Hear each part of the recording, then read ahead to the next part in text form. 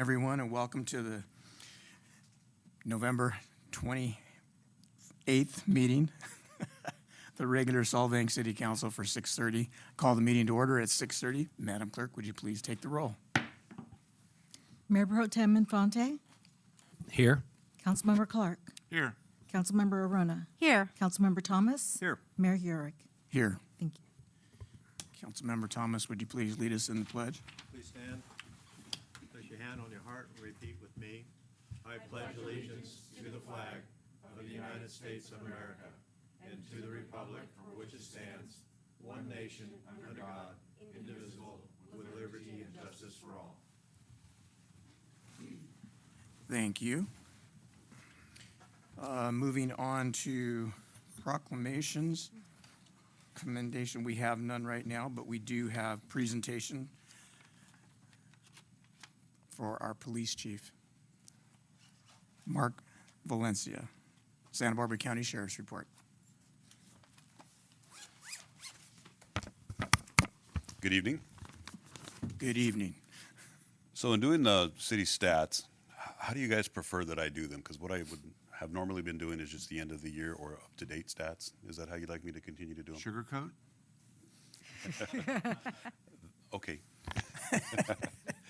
That's your neighbor down there.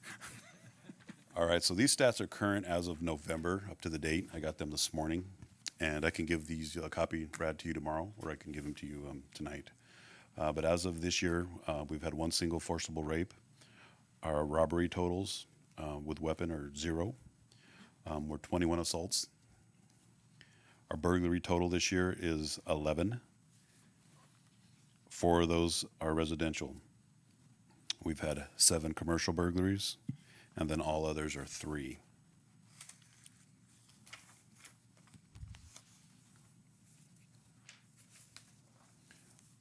With our regular thefts, 2022 up to date, we have 34. The stolen amount is 198,112, and the recovered is only 6,000. We've had now 6 vehicle thefts. Compared to last year, we had 5 at this time, so we're relatively the same, but we recovered 4 of them this year. We've had 21 accidents in the city of Solvang, car accidents. 2 of those collisions had significant injuries, with 2 persons injured. Within the city, we've issued 49 citations. We've had 18 DUI arrests, compared to last year at this time was 22. We've towed 4 vehicles. We've had 27 felony arrests. Calls for service, we're now up to 3,799 within the city. Actually, though, compared to last year, we were at 4,885.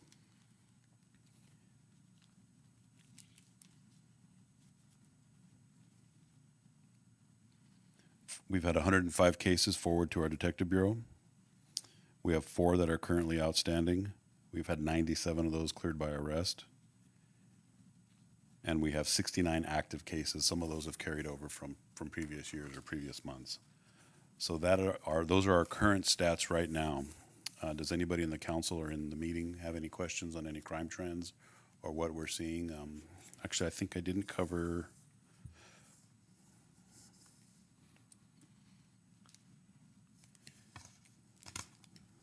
Yeah, I didn't cover our transient stats. So we've had 71 calls for service regarding transients.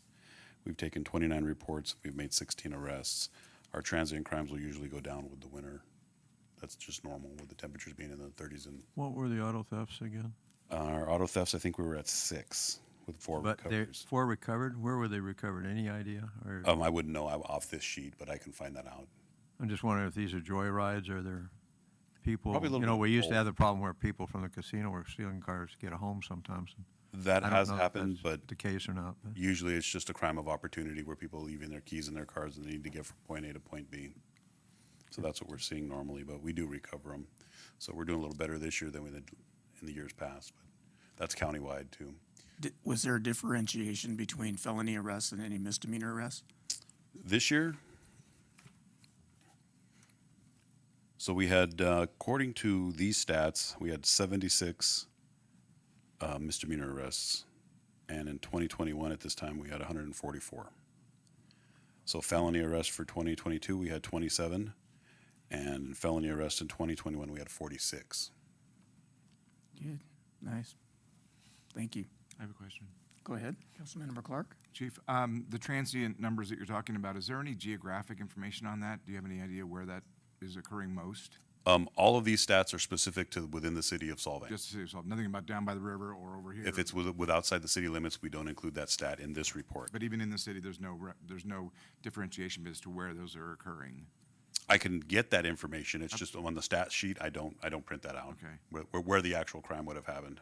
And this is a little bit too current, but did anything happen with that vehicle that almost drove into my office this morning? That ran into the PG&E pole and I blew haven't off the approved doors? that report. Yeah, I haven't approved that report, but yes, I did hear that go out this morning. Okay. Any other questions?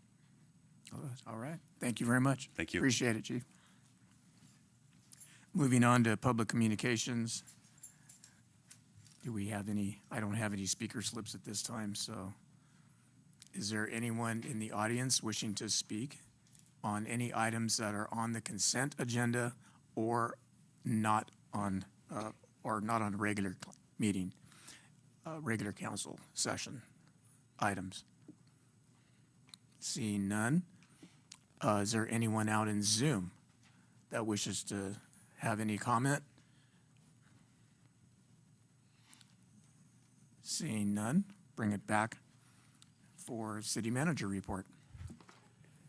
Okay, just first want to report, we're going to probably have a special meeting on December 9th to accept the results of the election, presuming the county certifies those on the, excuse me, on the next board meeting.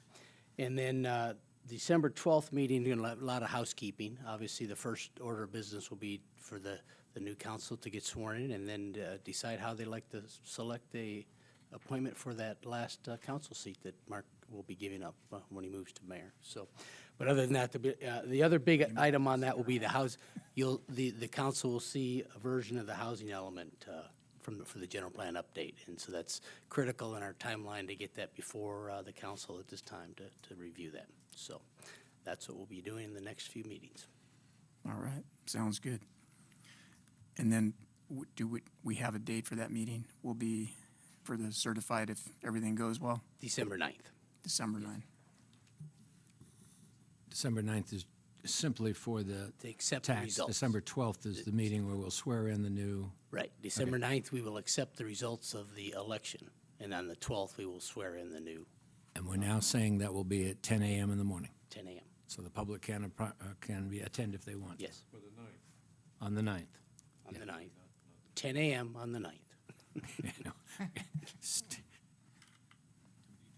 All right. All right, moving on to council comments. Is there any council member wishing to make any comments? I had a few, but I left my paperwork. We don't get to hear how many people got free food for a week? We 3 years don't. after COVID We don't. with city money? Well, that was been a while ago. But I do know that there is an event going on this Sunday, December 4th, at 4 or 5 to 7, I believe, is the People Helping People. They have kind of a fundraiser going on. It's also a kickoff for the Maddie's Tavern, so it's going to be out in Los Olivos for that particular event. But there is an admission charge. It's kind of minimal, if I'm not mistaken, but all of those proceeds for that will be going to help people helping people with their Fulfill a Wish and some of the other programs that they have going for the rest of our community. Wanted to comment on, or commend, I should say, not a T, but a D at the end.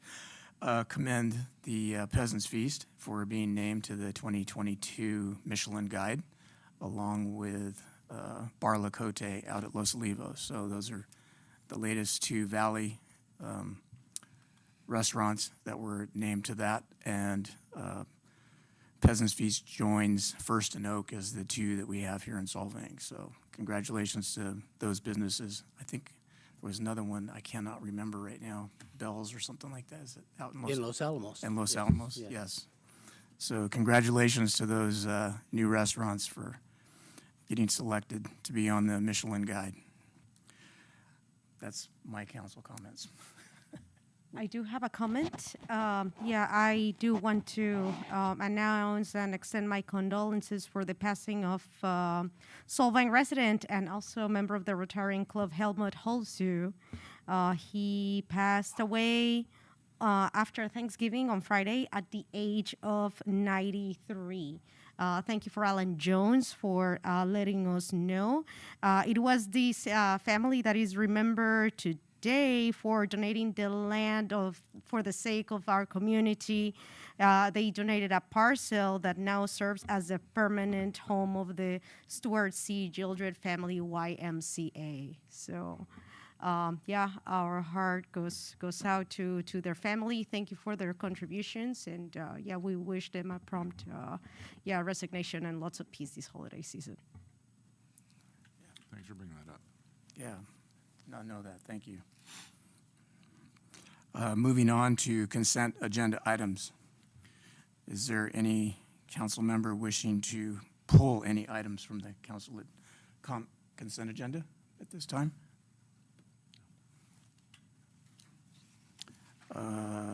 We already had the comments for this, so is there a motion to accept the agenda? I'll move that we accept the consent agenda as presented. Is there a second? I'll second it. Roll call, please. Yes? Yes. I think your mic is off. Who's Mike? Councilmember Arona? There we are. Yes. Councilmember Thomas? Yes. Mayor Urick? Yes. Motion passes 5-0. All right, thank you. And moving on to item number 5, public hearings.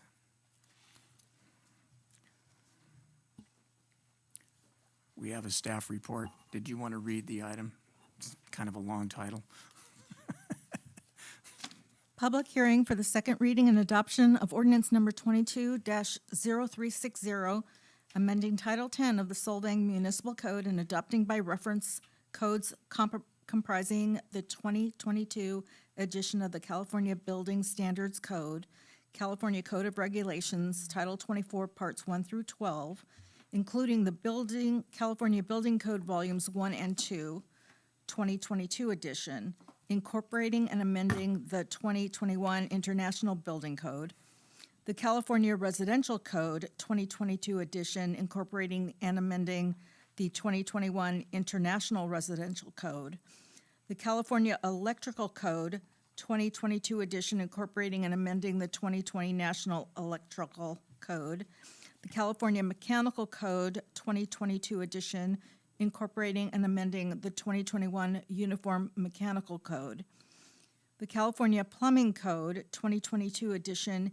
incorporating and amending the 2021 Uniform Plumbing Code, the California Energy Code 2022 edition, the California Fire Code 2022 edition, incorporating and amending the 2021 International Fire Code, the California Existing Building Code 2022 edition, the California Green Building Standards Code 2022 edition, and the 2021 International Property Maintenance Code, together with certain additions, insertions, deletions, and changes thereto, and making a determination of exemption under the California Environmental Quality Act. Wow, thank you for that. Do we have a motion? Sorry. Staff report, please, Chelsea. You may be speaking longer than I did again, Anna Marie. But yes, Sophia Cheka, planning manager.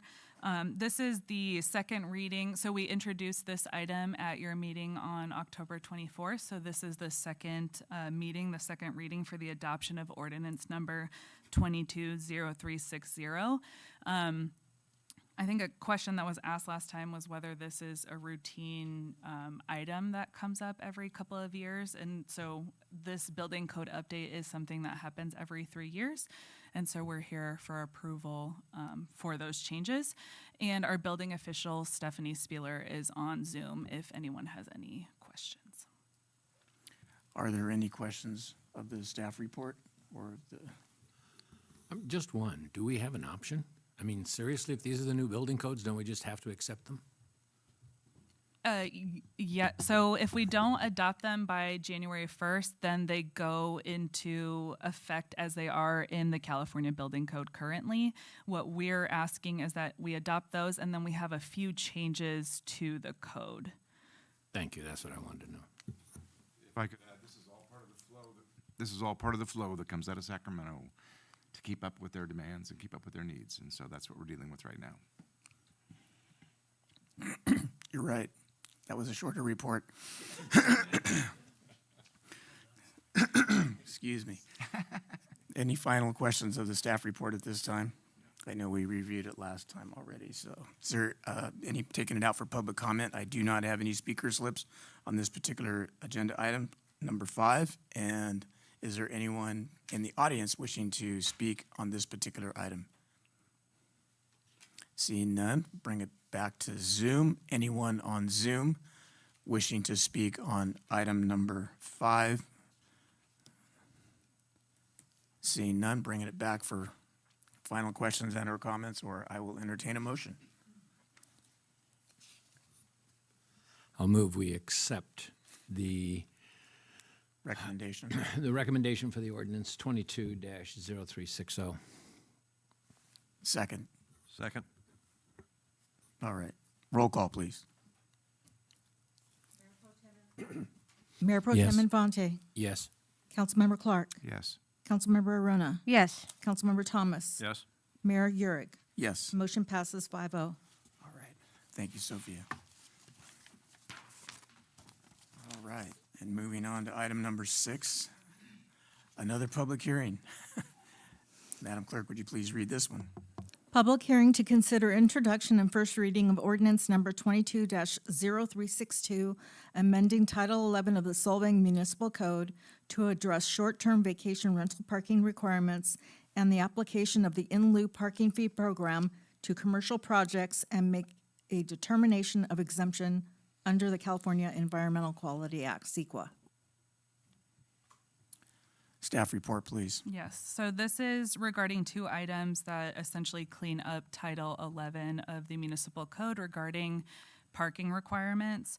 So the first one you may remember started in August, where we were talking about the in lieu parking program for High Roller Tiki Lounge. And the guidance from council is that we allow for restaurants and eating and drinking establishments to be able to participate in that program, because the way the code is currently written, only general retail and commercial developments can participate. So that is a change that will be occurring should you accept this. So that's one of the big changes. And then the other one, through all of this and through discussions with the Planning Commission, their recommendation was that we also revisit the parking requirements for short-term vacation rentals. There's a section of the code for short-term vacation rentals, 11-1230, and that outlines a parking requirement, but that same parking requirement is not outlined in the other section of the code where the parking requirements lie. So we are wanting to clean that up and also change the requirement for short-term parking or short-term vacation rental parking requirements. So currently how it stands is each rental needs to provide 2 on-site parking spaces. What we are proposing is that they instead have to provide 1 on-site parking space per bedroom. So if you have a 2-bedroom short-term vacation rental, they need to provide 2 on-site parking spaces. So basically just for whatever the bedrooms in the unit Yes. that is being rented. Yes, sir. Which is in alignment with what is requested of hotels, motels. We wanted to bring that more into alignment. But it seems like a vacation rental. You may have a house with 4 rooms, and so you have a family coming in with a, husband and wife and a couple of kids, and they're having to pay for spaces that they're not going to have a car at. Is that fair? So, sorry, can you repeat that? You're just wanna having, make sure I'm following. it says here, 1 space per bedroom. Yes. So if somebody comes in as a family, that takes up 2 bedrooms. as a single family. They're having to pay for 2 spaces? So the purveyor of the short-term vacation rental would have to provide 4 on-site parking spaces because they have 4 bedrooms.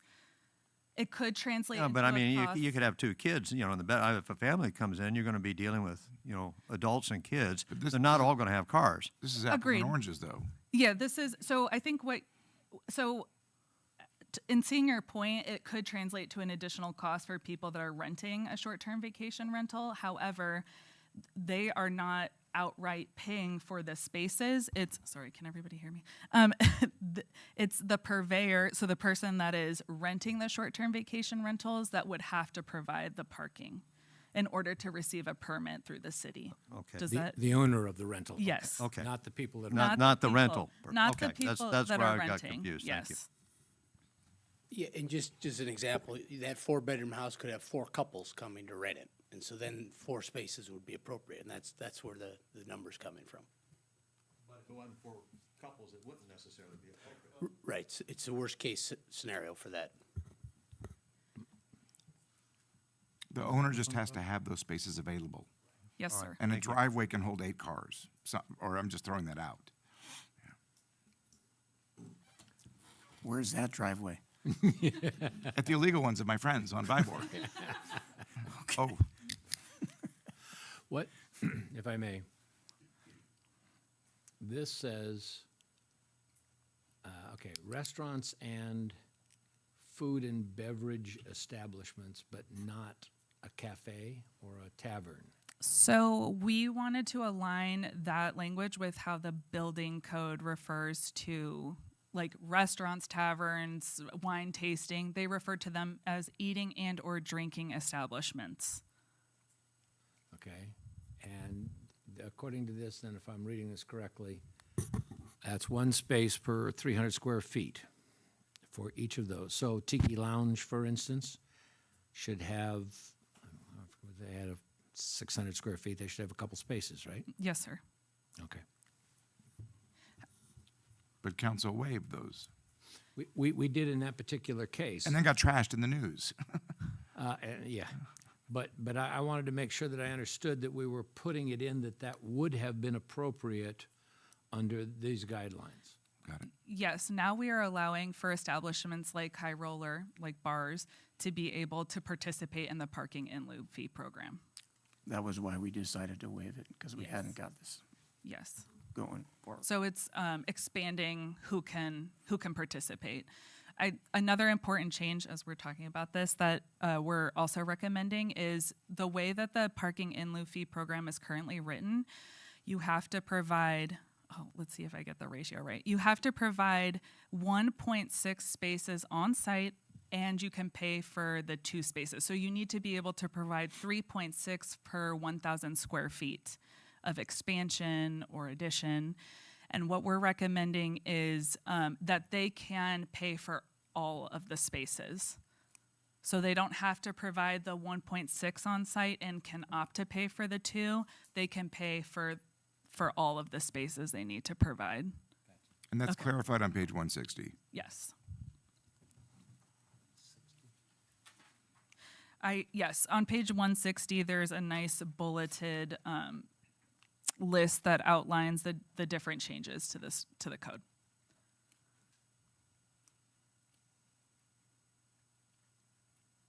Essentially, that second paragraph.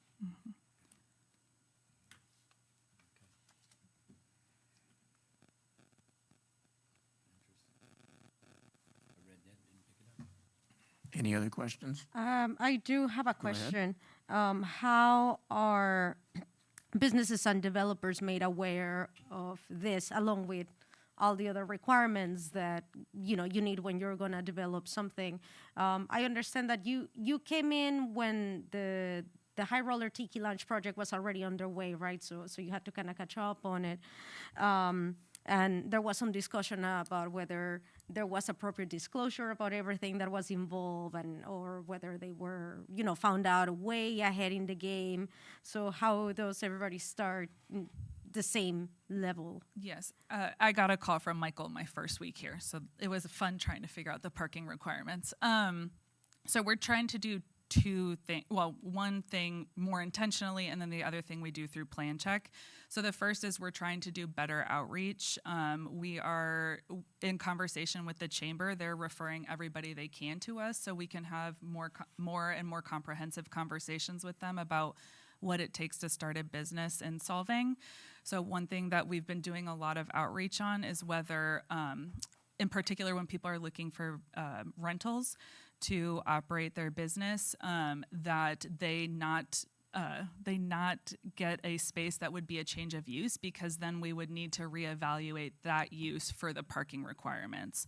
So we're trying to be much more intentional and do more outreach with people before they move into spaces.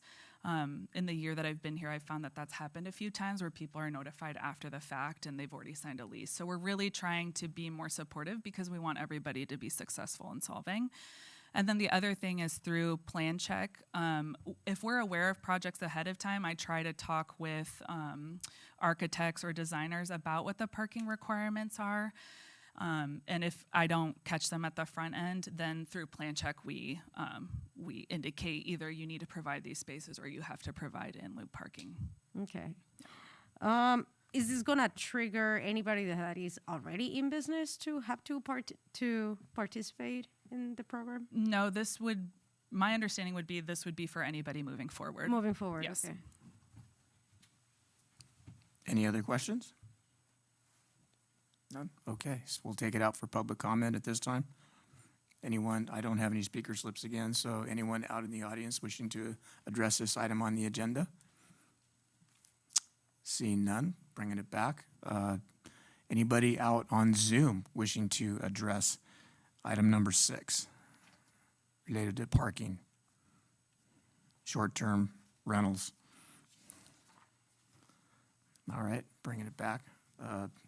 Right now, it's only a first reading, so no other motion at this time. We do need a motion. Sorry. Yes, it's to introduce for first reading the ordinance. Okay, then Recommendation. Is there, I'll make a motion that we introduce the first reading of ordinance number 22-0362, amending Title 11 of the Solvang Municipal Code. I'll second that. and a roll call, please.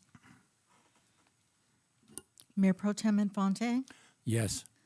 Councilmember Clark, Yes. Councilmember Arona, Yes. Councilmember Thomas, Yes. Mayor Eurig, Yes. motion passes. Moving on to first item of business, item number 7. Madam Clerk, would you please read the title? Receive presentation of the Stormwater Management Program, SWMP, Annual Report Fiscal Year 2021-2022. And I see we have a staff report.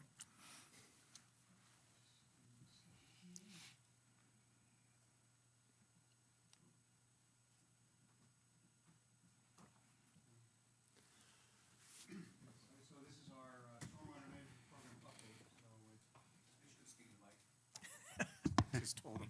Sorry about that. And it's on? It is on now. Okay, Thank you. there we are. So this is our stormwater management management plan update. So just wanted to go through this a little bit. First is a little bit of a history lesson as far as where the regulations come from. All the way back 1948, the Federal Water Pollution Control Act. Then they changed the name to the Federal Clean Water Act. The main thing is that it enacted the NPDES regulations, the National Pollution Discharge Elimination System. There's a lot of acronyms in the stormwater stuff, so please bear with me, and there'll be a quiz at the end.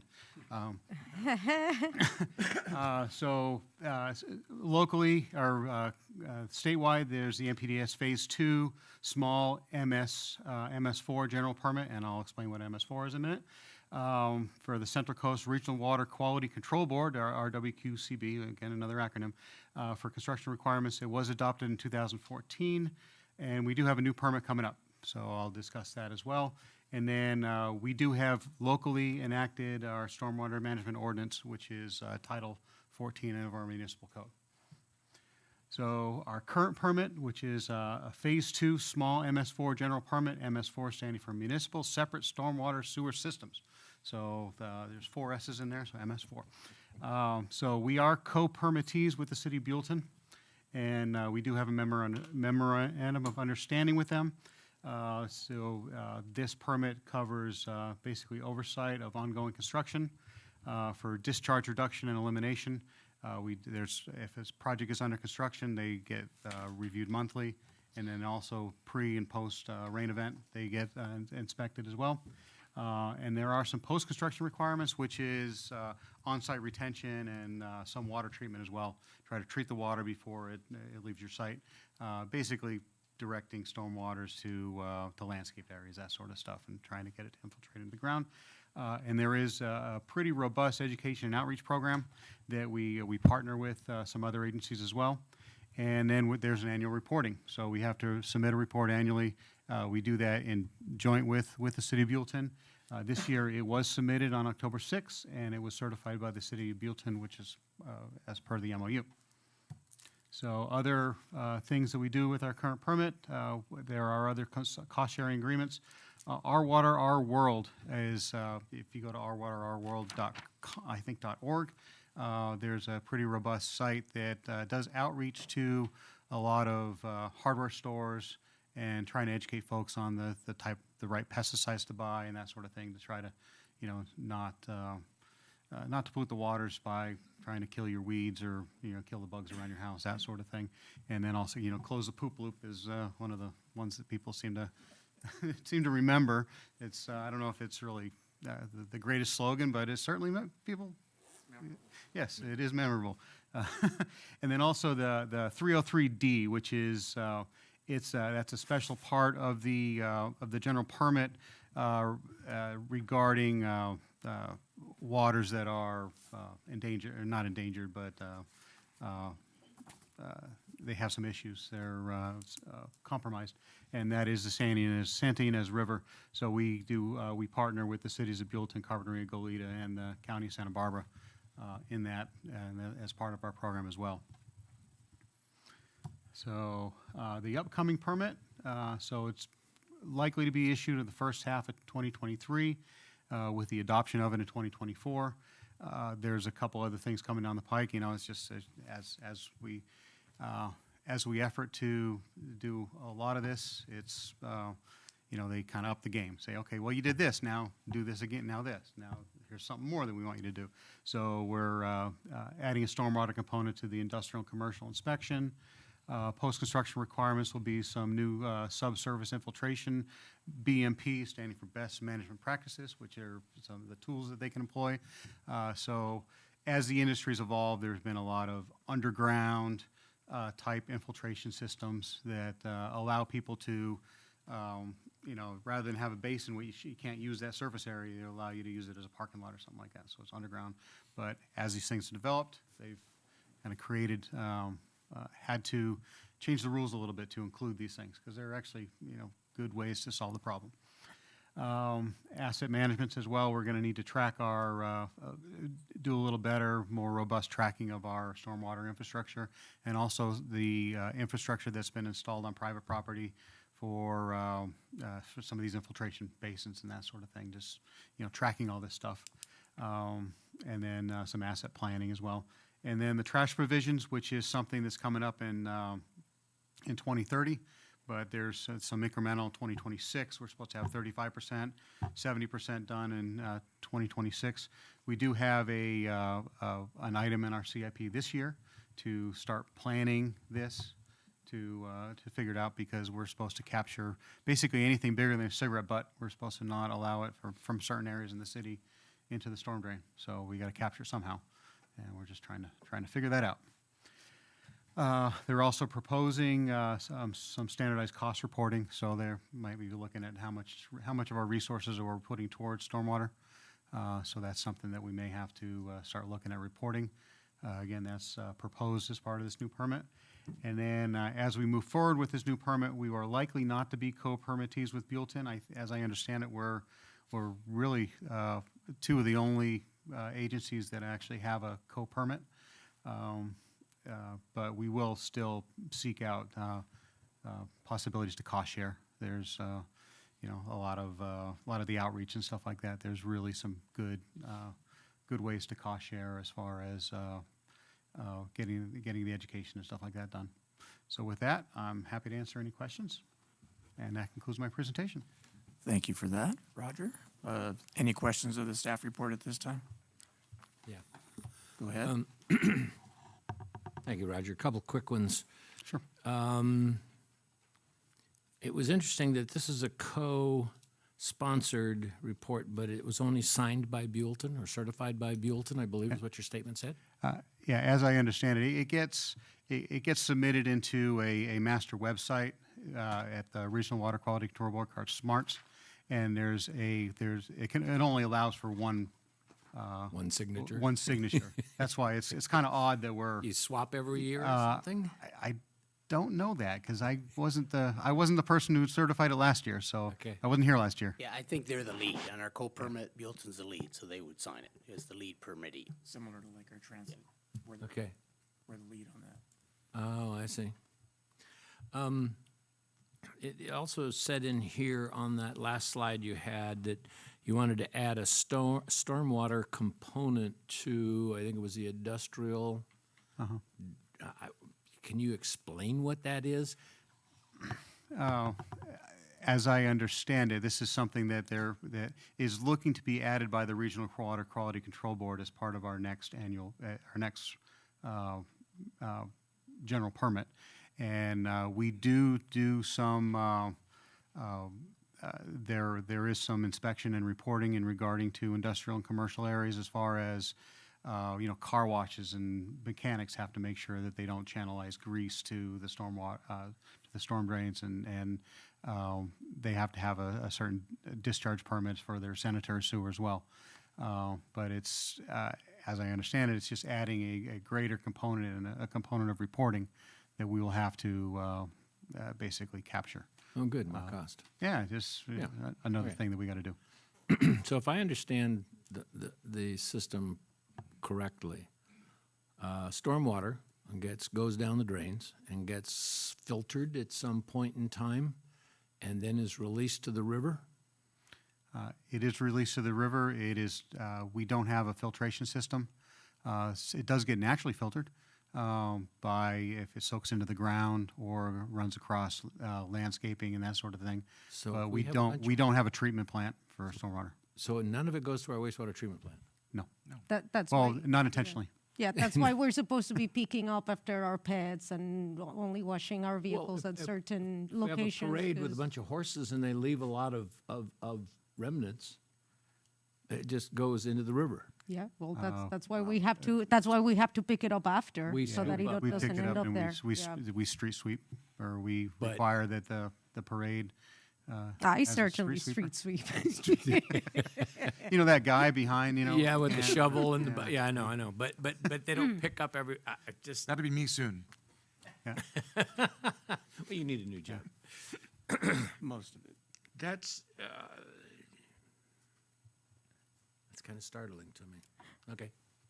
Thank you. Well, that being said, among all the other things that, we need to do, I think it would be a great thing to look into Filtration system? for stormwater, yeah.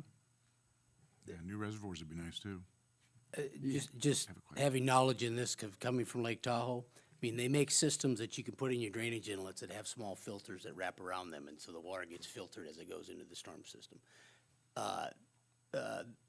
Lake Tahoe is way in advance of these kind of requirements, has had them since the 80s, and so they're way ahead of the normal process. The MS4s are not quite to that level, but what Roger was talking about with that 100% litter pickup, that's essentially what you're talking about, is they're saying, hey, you can't let anything past Yeah. into the discharge without collecting it. So we'll need to come up with some system. That's what he's talking about, putting something in the capital improvement program about that.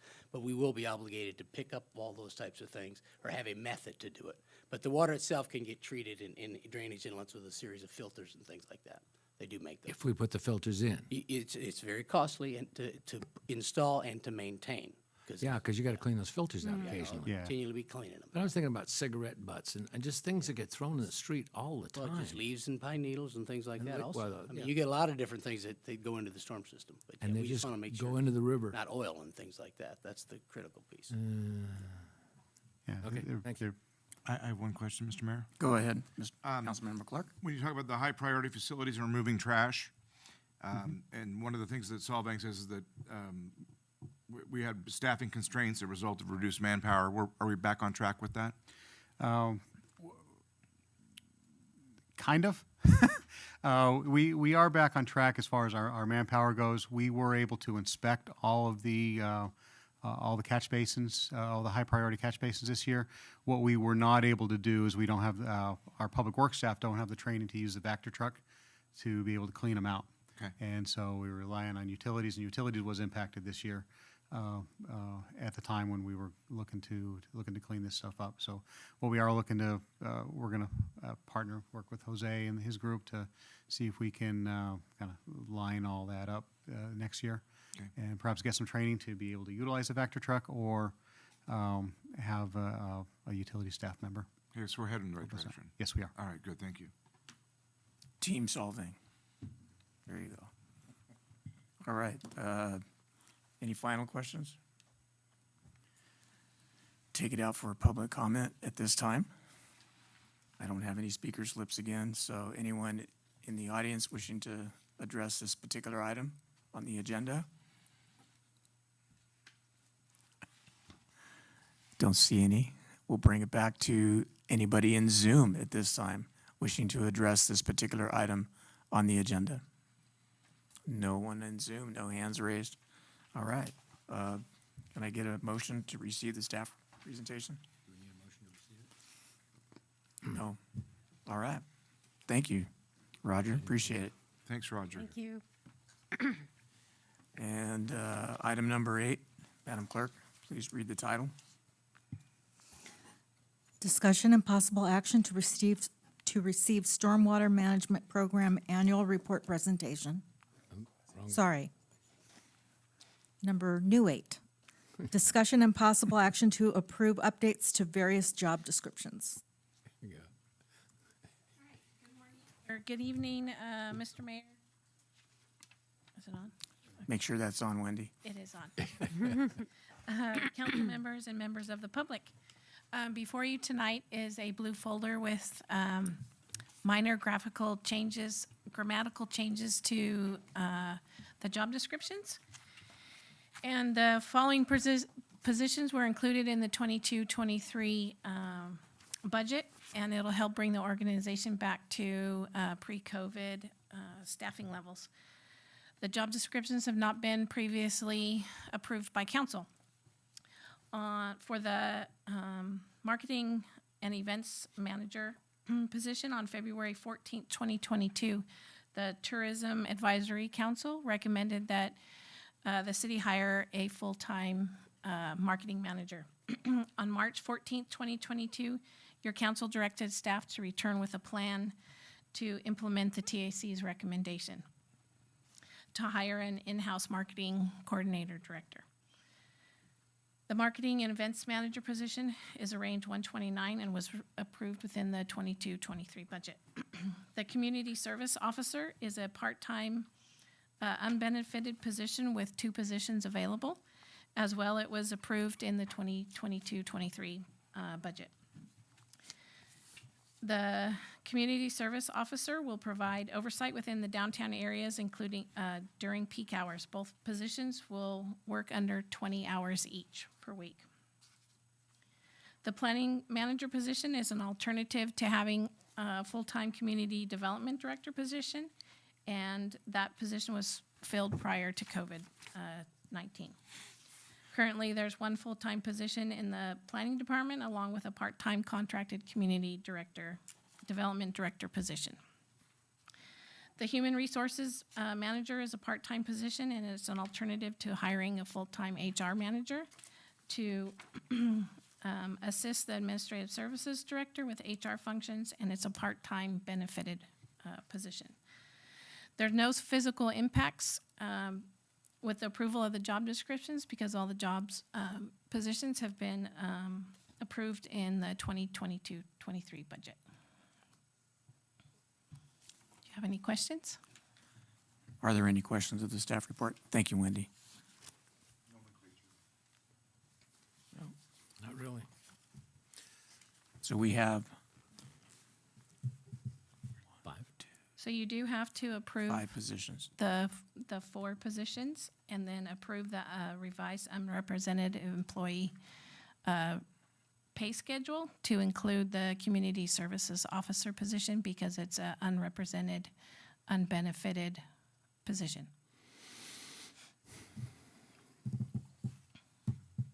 No questions. No questions. All right. And we only have one of these filled at this time. You actually have the marketing positions filled, and the planning manager is filled in an acting capacity. In an acting Yeah, capacity. but actually, I brought this because historically, we always brought job descriptions to the council to be approved. And I noticed that none of these had been before the council, so that was Good my idea. first task, is to bring that before the council to get formal approval for those. And as she stated, the one job, the code enforcement one, or community service one, was not in the original salary schedule that you approved several months ago, so we're trying to add that in also. And we're not approving any hiring, we're just approving the nomenclature that goes into the job descriptions. All right. Any questions then? I just have one ahead. comment on the job description for marketing and events manager. There's nothing about keeping the council up to date or giving periodic reports about what is being worked on. That's something that I would like to see in the job description, so that we know what, how our marketing is going, since we spend so much time and effort in it. Yeah, we could add a blurb to that. I don't know if Dave's got one already. He's looked like he's ready to add something. Well, I was going to suggest one of two things. We could either add it to the job description, or since the position is responsible to the city manager, direct the city manager to provide those and have the city manager provide it as part of the city manager's reports going on. You could have the employee do it, but typically the managers are not directly responsible or answerable to the council. They're answerable to the city manager, and so that's how it would flow through. But it's up to the council. If you'd like to have those reports generated and just included in the council packet, that's probably fine. I think I'm fine with either way, as long as it happens. Yeah. I got that. Okay. Thank you. Thanks. All right. Seeing no other comments or questions at this time, and I don't have any speaker slips on this particular, is there anyone out in the audience wishing to address this particular item on the agenda? Seeing none, bringing it back to Zoom. Anyone on Zoom wishing to address this particular item on the agenda? Don't see any of that. For final comments? We need a motion on this one. Oh, yeah. I would move that we accept these job descriptions as presented and approve the additional budget for the community services officer. Is there a second? I'll second. It's just approving the salary schedule itself. The money's already budgeted. It's just that position was not on the salary schedule. Okay, for the salary schedule. Yeah, it's to approve the revised unrepresented employee pay range schedule. I'll second it. Roll call, please.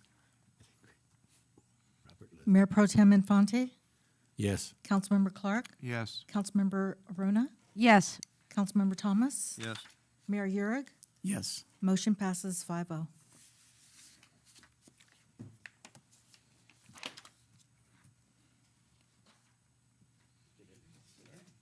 You're getting to hear from all my staff tonight. All right, item 9. Madam Clerk, would you please read item 9?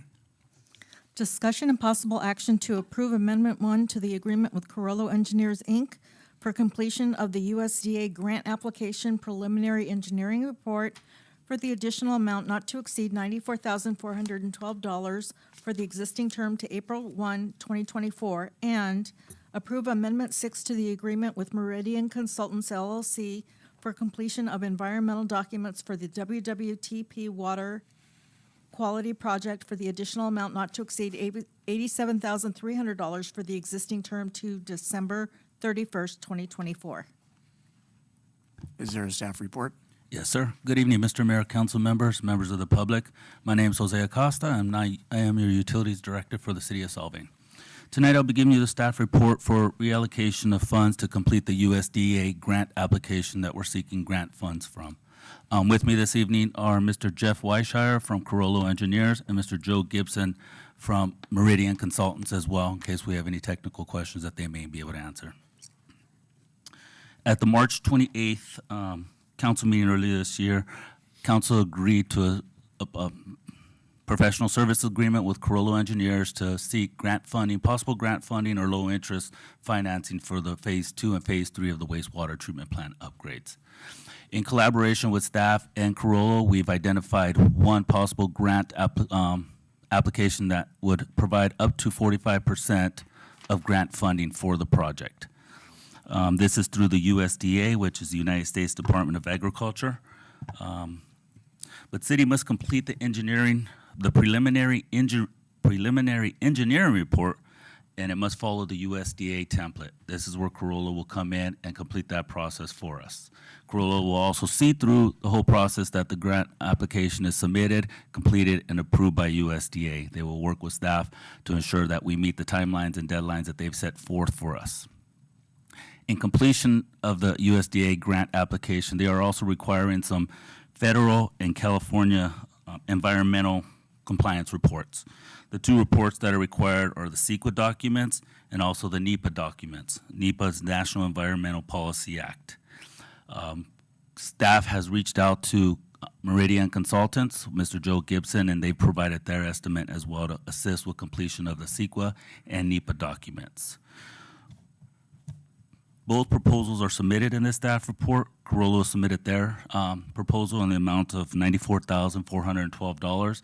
This is to complete the preliminary engineering report in compliance with USDA template and requirements. Meridian Consultants has submitted their staff proposal in the amount of a total of $87,300. The $29,520 $520 of that goes to the CEQA component documentation of this application. The remaining $57,780 is to complete the NEPA documentation requirements for this application. We are asking for reallocation of these funds to come from the approved budgeted CIP project of phase 2 and 3 engineering services, where we had budget $900,000 for this year as well. So we're just asking for reallocation of those funds to go into the grant writing project. At this time, if you have any questions, I'll be glad to answer them, or I can refer to Mr. Weishire or Mr. Gibson in case they need to answer them. Thank you for that report, Jose. Are there any questions? Just one, if I may. So this is not an increase to the budget, it's just a reallocation of the approved budget. That is correct. Thank you. I know it mentioned in the report that we were not going to be needing the full 900,000 in there, which is why we're trying to do the reallocation. That is correct, because part of this work that's completed was going to be done with the initial 900 as well, so we won't be needing the whole 900 if we complete it here in this process. Okay, so does that mean that, so that whole part of the project that we budgeted is going to be definitely no more than 720? It should not be more than 720. Okay, all right. And then my final question is what are the odds to get this particular grant, especially given that it's covering 45% and then a low interest loan cost for the remainder, which is really significant? So if Jeff, are you there? Thank you for asking that question. Hi, Jose. Can you guys hear me? Yes, we can. Go right ahead. Okay. So let me answer that a couple of ways.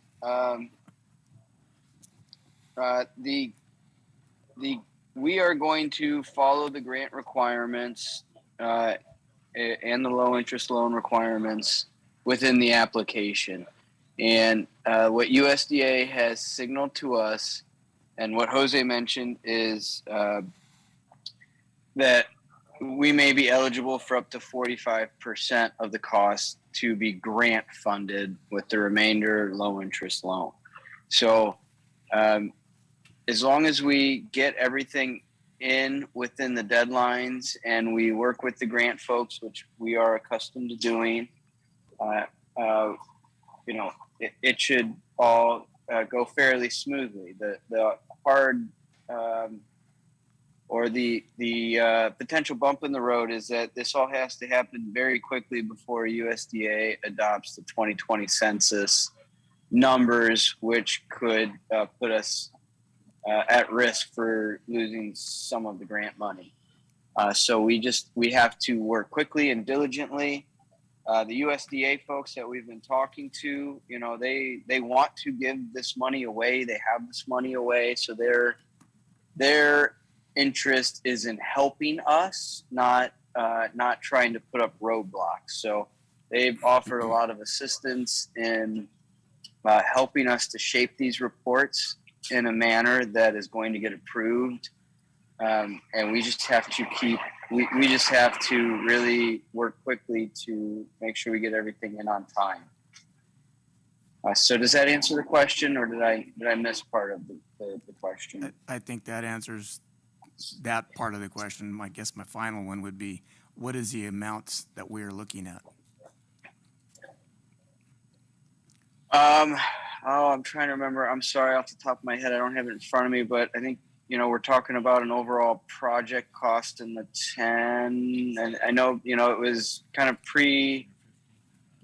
escalation and all of that. We were talking about a project in the $10 million range. So, that's probably gone up a bit with where we're at with the state of the economy right now. So, put it in the $10 to $12 million range, something like that.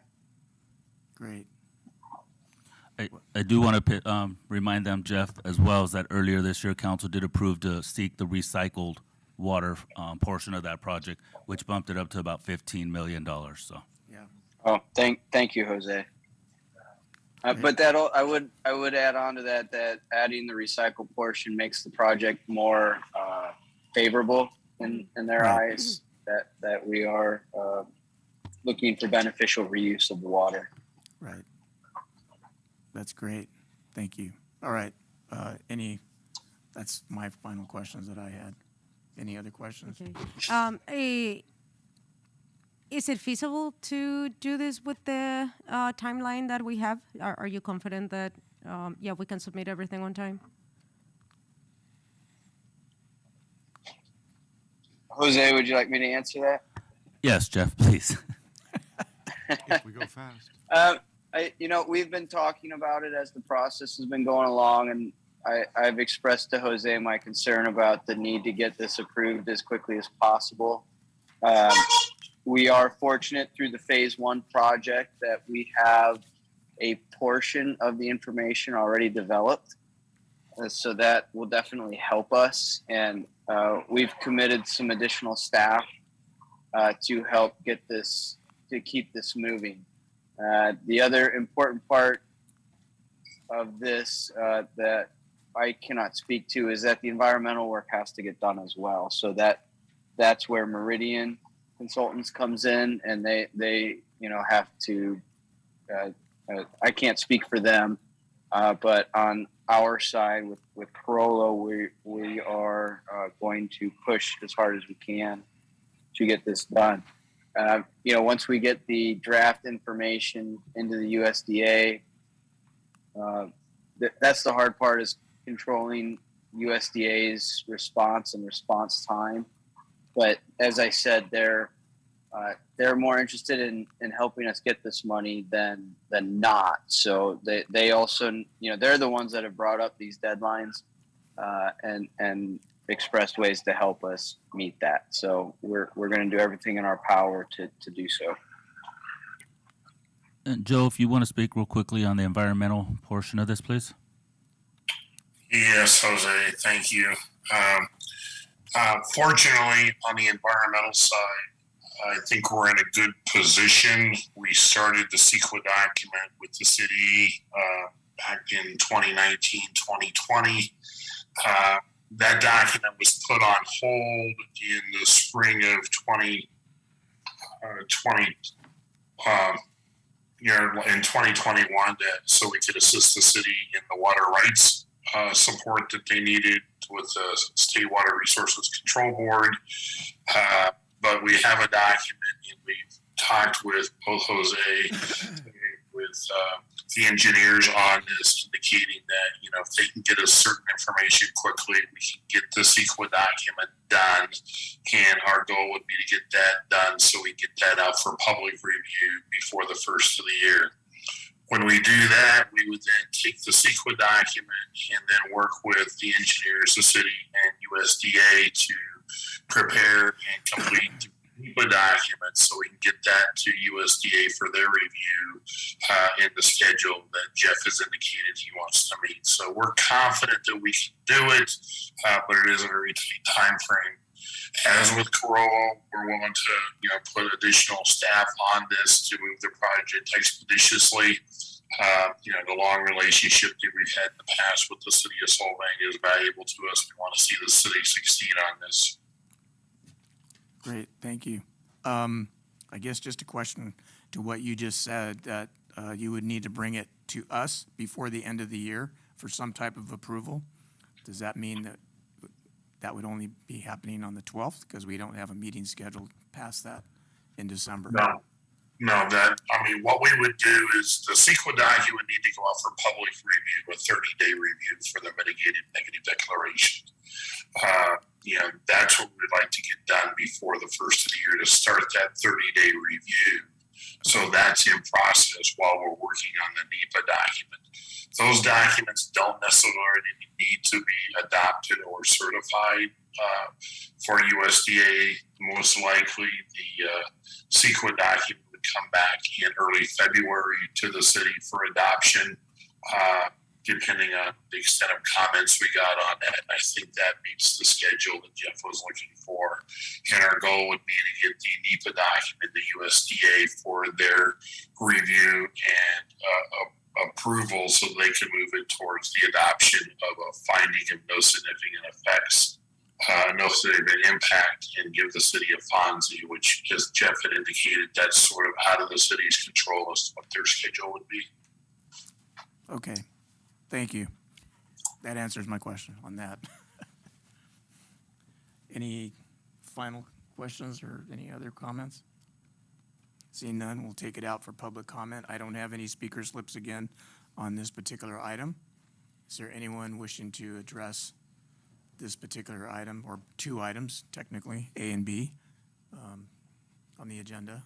Seeing none, bring it back for Zoom comments. No hands raised, so. I have one comment. Oh, go ahead. Just, CEQA is a beast that needs to keep being fed. That's my only comment. We have some aquavit that goes really well for as a dressing, so. Skull. Is there anyone wishing to make a motion on the recommendation? Yeah. Okay, what's the? I could do that. Yeah. I'll make a motion to receive the recommendation to approve the reallocation of funds. Actually, just one, to authorize myself, execute the amendment 1 with Corolla, and 3, to authorize myself to execute amendment 6 to the agreement with Meridian. I'll second that. Roll call, please. Mayor Pro Tem Infante, Yes. Councilmember Clark, No. Councilmember Arona, Yes. Councilmember Thomas, Yes. Mayor Eurig. Yes. Motion passes 4-1. Thank you, council members. Thank you, Joe and Jeff, for joining us this evening. Good luck with that. Thank you again for helping us. Glad to participate. Thank you. Moving on to item number 10. We are at the end of the,